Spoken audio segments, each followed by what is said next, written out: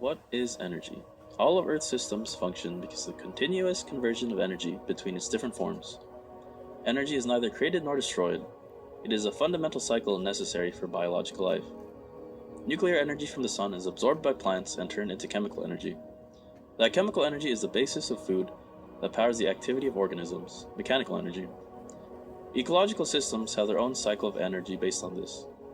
It goes hand in hand with the food web. Producers are the plants that convert nuclear energy into chemical energy. Consumers eat the plants and each other, extending the chain. When these plants and animals die, they are decomposed by fungi and the like, which then cycle back into plants, producers. The energy from the sun is also what drives our climate. The heat coming in vaporizes water and melts ice, driving the water cycle and the seasons. Water being essential to all life on Earth.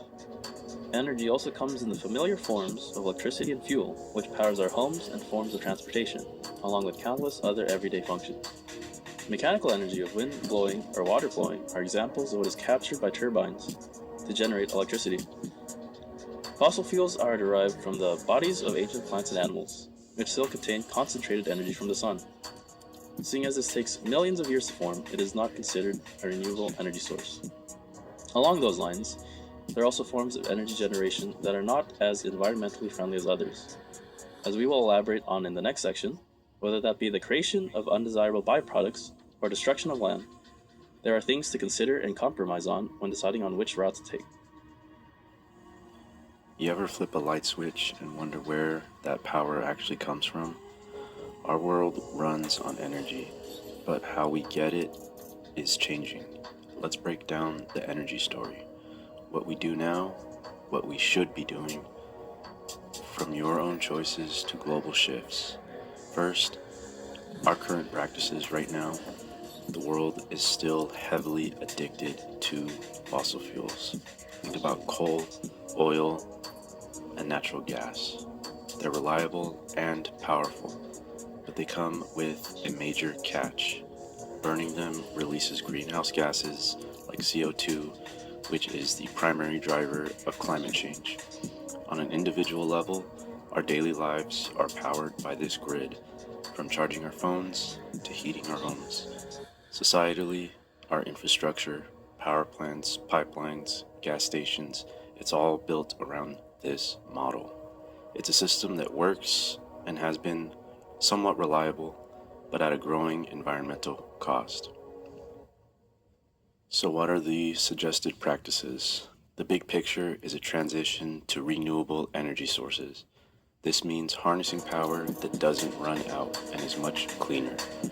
We're talking about solar panels, converting sunlight into electricity, massive wind turbines, capturing energy from the air, geothermal plants, tapping into the Earth's heat, and hydropower, using flowing water. On a societal level, this means investing in smart grids that can handle variable power sources, improving battery technology to store energy for when the sun isn't shining and the wind isn't blowing. And most importantly, setting policies that accelerate this shift away from fossil fuels. But it's not just up to governments and corporations. What can you do individually? Just on an everyday level, what can you do?